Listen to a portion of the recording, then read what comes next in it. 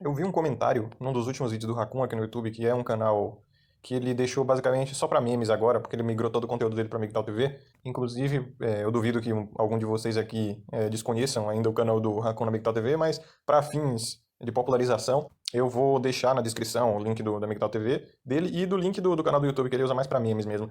De qualquer modo, o vídeo, ou melhor, o comentário que eu vi lá no vídeo dele foi justamente de um rapaz dizendo que a comercracia é inerente à natureza feminina. Não com essas palavras, mas ele devaneia sobre a comercracia ser inerente à natureza feminina e não o fruto da cultura, da sociedade, da modernidade e afins. E eu queria discorrer um pouco sobre isso porque eu concordo plenamente. Eu acho, inclusive, que existe um gene comercrata na mulher, né? Inclusive, eu não posso nem ficar falando essa palavra mulher, porque o YouTube já me censurou por discurso de ódio num desses vídeos aí. E é por isso que eu passei 2 semanas sem postar, né? Eu acumulei alguns vídeos aqui, mas o castigo que o YouTube me deu foi ficar 2 semanas sem postar. Enfim, eu vou usar nova língua. Eu vou ter que usar nova língua, eu não gosto muito porque causa um pouco de confusão, ou pode causar, né? Mas eu vou usar o termo colher ou capivara. Eu acho que dá pra vocês entenderem, né? O difícil mesmo é policiar, porque eu sempre acabo deixando escapar. Mas enfim. Voltando ao assunto do vídeo, tem muita gente que, principalmente os caras da Real hoje em dia, que criticam muito a cultura, né? Criticam muito as mídias, a modernidade e tal. E aí eles dizem que esse é o grande Satã que deturpou a mente das honradinhas deles, entendeu? Só que isso é um paradoxo em si mesmo, porque esses caras eles têm uma visão tão míope que eles não conseguem ver que são as próprias colheres que são donas da cultura, da mídia e de tudo mais hoje em dia, e que foram elas mesmas que tornaram a mídia dessa forma. Ou seja, assim que a gente começou a dar a propriedade da cultura, da arte, né? Se é que pode se chamar de arte as músicas que a gente tem hoje, as obras, entre aspas, artísticas, né? Assim que a gente começou a dar essa propriedade para as colheres, meu irmão, o negócio degringolou num pós-modernismo, assim, fora dos precedentes. E se vocês acham que eu estou errado, vocês podem estudar um pouquinho de história aí e ver como funcionou as civilizações antigas e a queda delas. Geralmente era tudo por causa desse esquema aí, de dar direito às colheres, entendeu? Acabava rolando um gasto enorme, num genoteísmo assim, ridículo, e a taxa de natalidade caía porque a promiscuidade aumentava, a taxa de divórcio também aumentava, a família era dissolvida. E aí, meu amigo, sabe como é que é, né? Uma civilização, principalmente antiga, que eram pautadas em guerras e domínio e etc., que não tinha muitos filhos, principalmente homens, né, para ter soldados, e a taxa de natalidade caía, né? Já sabe, meu parceiro, os bárbaros chegam e dominam tudo, acabou. Ou seja, mais uma cultura pro ralo. Isso aí é natural, eu nem discuto muito sobre isso porque é o ciclo natural da humanidade. Inclusive, a nossa cultura tá caindo porque, enfim, já chegou na data de validade, né? Mas, enfim, eu acabo devaneando bastante, e o assunto do vídeo é justamente esse, né? A cultura. Como a cultura, ela influencia as colheres, mas, na verdade, são as colheres que influenciam a cultura. E a partir daí começa a rolar um ciclo de degeneração onde os ídolos dessa nova cultura comercrata, né, essas tal dessas Anitta da vida e etc. aí, começam a formar opinião, né, esses influenciadores comercratas começam a formar bastante opinião, e aí surgem mais mecanismos e sistemas para aumentar ainda mais a comercracia. Aí esse sistema começa a fazer filhos, né?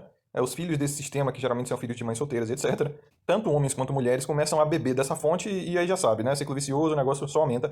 E aí tem uma máxima de Nietzsche, que ele fala no livro O Anticristo dele, que foi um dos últimos de Nietzsche que eu li, que assim, é uma coisa bastante chocante, né? Todo mundo sabe que Nietzsche e Freud e Schopenhauer são uns filósofos meio odiados pelo feminismo, justamente porque eles eram extremamente críticos ao espírito feminino em geral, né? Ao feminino social, não ao espírito feminino, mas ao feminino social, às mulheres mesmo, né? Ou melhor, colheres, é o que me lembrar. E aí você vê, o que Nietzsche fala nesse livro, olha essa máxima. Ele chega a dizer o que seria considerado um absurdo hoje em dia, né, obviamente, mas eu acho que até na época dele foi considerado um absurdo, mas ele diz que a culpa de todo o mal do mundo é das colheres. E eu quero devanear um pouco mais sobre isso em outro vídeo, né? Falar, por exemplo, sobre aquele Zé Ruela lá, que eu não faço questão de saber o nome, mas que ele diz que a cultura ocidental, por conta do cristianismo e de toda essa cultura patriarcal e tudo mais, é pautada no ódio ao feminino. Olha só, mais um argumento emocional, né? Eu vou falar sobre isso depois. Mas aqui o principal é focar na cultura, na comercracia e na degeneração, principalmente no gene comercrata feminino. Veja bem, uma coisa que eu não gosto é argumento emocional e argumento raso. Que é o que basicamente todos os filósofos fazem hoje em dia, né? Eles falam que as pessoas querem ouvir. Os filósofos de hoje em dia não são nada além de sofistas. Eles precisam vender, porque eles vivem disso. Esses Karnal aí, ou o próprio Pondé, os caras vivem de ser ouvidos, entendeu? Se as pessoas não concordarem com eles, os caras morrem de fome, simples assim. Já os filósofos antigos, até pelo menos, eu diria, o século XX, eles não viviam disso. Eles faziam por prazer, então eles não vendiam a própria verdade, certo? Então, assim, é por isso que a gente vê uma porrada de argumento emocional aí, como esse argumento de que, o ódio ao feminino e etc. Então, esses caras precisam vender, e o que vende a gente já sabe muito bem, né? É a mulher sofrendo hoje em dia, né? Ou melhor, colher, não é? Não é à toa que a violência contra o homem é várias vezes maior, né? Inclusive os homens sofrem mais de violência doméstica, mas o que aparece nesses balanços geral aí, eu nem sei se ainda tá passando, mas nesses linha direta, o programa do Siqueira lá, enfim, todos esses programas aí de denúncia e programas policiais, o que passa é mais mulher sofrendo, mulher sofrendo, mulher sofrendo, mulher sofrendo, mesmo sendo uma quantidade menor em relação a dos homens, né? Os homens são a maioria nas ruas, mas ninguém liga pra homem, não vende, entendeu? É por isso que os filósofos, eles precisam, principalmente os de hoje em dia, eles precisam prostituir a verdade deles, porque eles precisam vender. Pense se o Felipe Pondé, se ninguém concordasse com ele, o cara tava passando fome. Ou ao menos não teria construído o nome que construiu até hoje, né? E assim, dane-se, eu já devaneei do ponto, mas essa é uma introdução para os próximos vídeos. Eu espero que vocês tenham me acompanhado até aqui. Só que eu vou voltar agora para o cerne da questão. Por que o gene feminino é comer crata? Ora, é simples. Sexualidade. Já ouviram falar que tudo na vida é sobre sexo, exceto o próprio sexo, porque ele é sobre poder. Eu acho que quem falou isso foi o Nelson Rodrigues. E assim, tem a versão mais popular que é a do filósofo Piton, né? Tudo na vida depende do quanto você quer comer alguém. É basicamente a mesma coisa. Então assim, vocês têm que pôr na cabeça que a sexualidade, a sensualidade, o sexo em si, é a moeda de troca das colheres. Isso é um fato inegável, entendeu? Porque se fosse mentira, a prostituição não seria a profissão mais antiga do mundo. E aí, antes disso, eu quero desbancar mais um argumento, né, ou melhor, contra-argumento a essa minha tese que eu tô levantando aqui, né? Quer dizer que, mas os homens é que são safados e não sei o que, tem muito homem descarado e tal, tem muito homem isso e aquilo, os homens também não são santos, então eu acho que a culpa da comercracia também tá em cima dos homens. Agora, veja como esse argumento é falho e emocional também, né? Certo, é fato que o homem ele tem mais libido que a mulher. E que, hoje em dia, eles são basicamente os predadores, entre aspas, sexuais, né? A gente vê uma porrada de mangina aí fazendo o que faz pra conseguir mulher. Porém, esses caras são filhos do sistema, entendeu? Esses caras já não têm contato com os próprios pais, ou melhor, com o masculino na família, há gerações, entendeu? Nem os bisavós deles sabiam o que era ser homem realmente.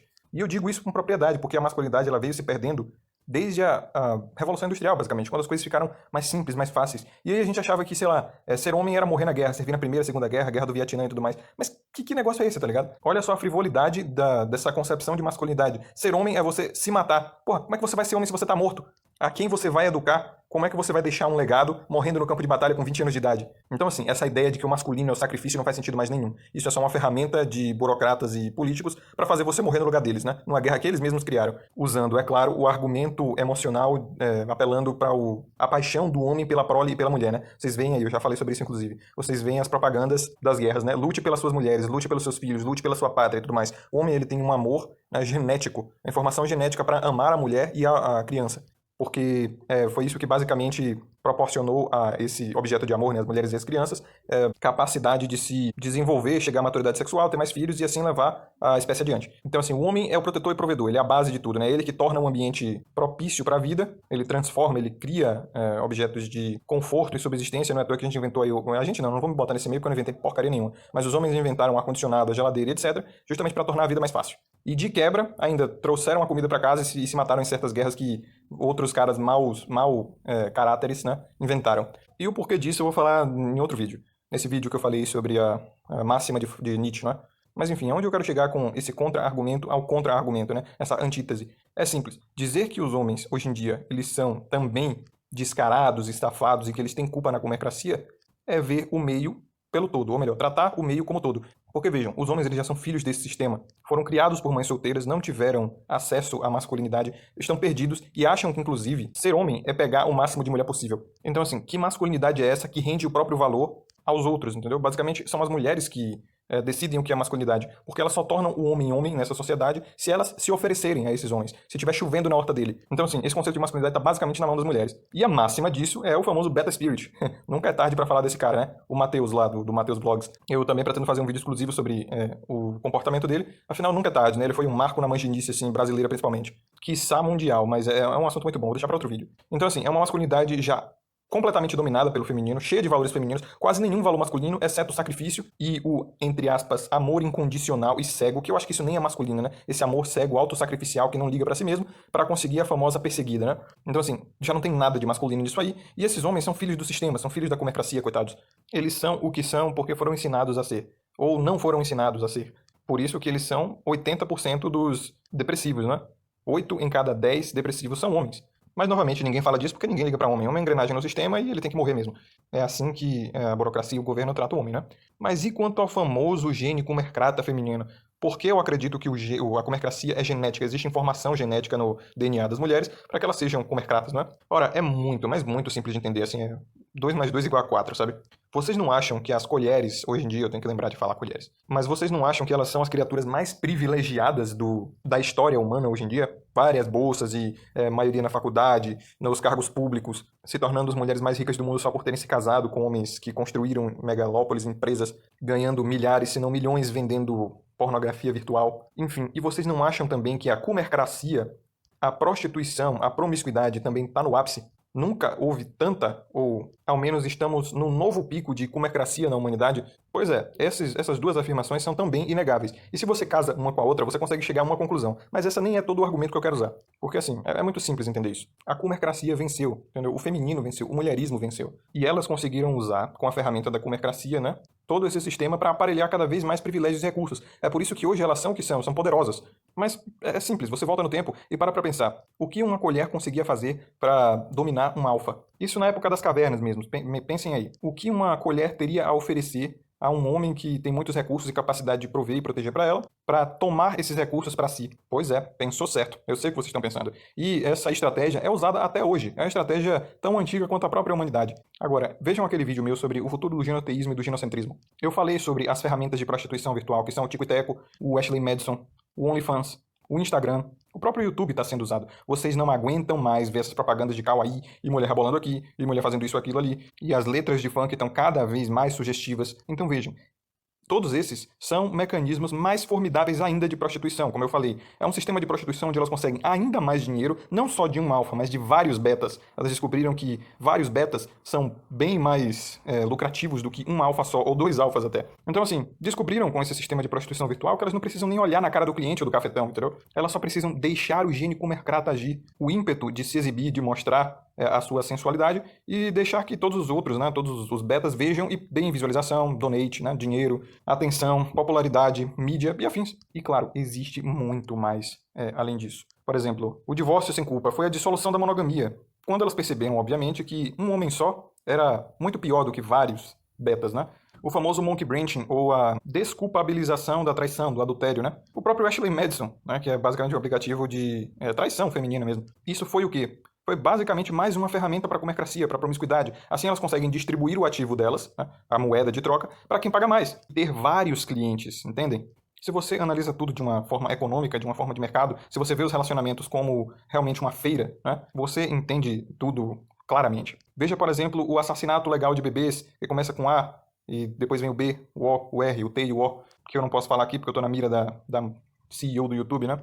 Vejam só o assassinato legal de bebês, né? Em quase todos os países do mundo, os homens eles são minoria em relação à concordância com esse assassinato legal. E as mulheres são maioria. Por que será? É aquela coisa, a informação no genoma, meu parceiro, a informação no gene. Para elas, a maternidade é uma ferramenta, entendeu? Uma ferramenta de manipulação da paixão masculina de ter um filho, de deixar um legado, de prover e proteger. Para o homem, é realmente um fim em si mesmo. O homem ele tem orgulho de ter o filho. Ele quer ter um filho, constituir uma família, ter uma mulher e se pá até dar a vida por eles, né? Mas quando elas perceberam que elas não precisam mais dar isso porque o casamento já era, a monogamia já era, a família nuclear já foi destruída. E agora, o que rende mais é a prostituição virtual. A promiscuidade e a comercracia, elas não precisam mais da maternidade. Então, o que a gente vai ver é, conforme a comercracia vai avançando, esse sistema de prostituição virtual vai avançando, o assassinato legal de bebês vai aumentar ainda mais. Ele vai se tornar legal até no pós-parto, lá até 2030. Podem escrever o que eu tô falando. Como já é em alguns países, se não me engano, da Europa. Na Espanha mesmo tem o Baby Safe Haven, né, que é basicamente um forninho aquecido, onde você põe a criança para adoção, simples assim. Ninguém precisa ver o seu rosto, você deixa ali, não escreve nenhum documento e sai fora. Inclusive o Raccoon fez um vídeo muito bom sobre isso e eu vou deixar aqui na descrição também. Então assim, quando elas perceberam que a maternidade não é mais um produto de manipulação masculina, agora o produto de manipulação masculina é a sexualidade, e a maternidade ela vem como consequência da sexualidade, né? Elas, obviamente, como o Raccoon falou, a responsabilidade é a criptonita feminina, né? Então, para se livrar da responsabilidade do ato sexual, para se livrar da consequência da comercracia, o que é que elas fazem? Pois é simples, vamos matar. Mata que resolve, entendeu? Toma um Citotec aqui, dá umas marteladas na barriga ali, enfia uma pinça e tira esse treco de dentro de mim. Porque eu ainda tenho muito a trabalhar, ainda tenho muito a oferecer para ganhar mais dinheiro e continuar na comercracia. Não se enganem, mulher também goza. Elas também adoram a sexualidade, mas elas gozam mais profundo quando a sexualidade vem com recursos.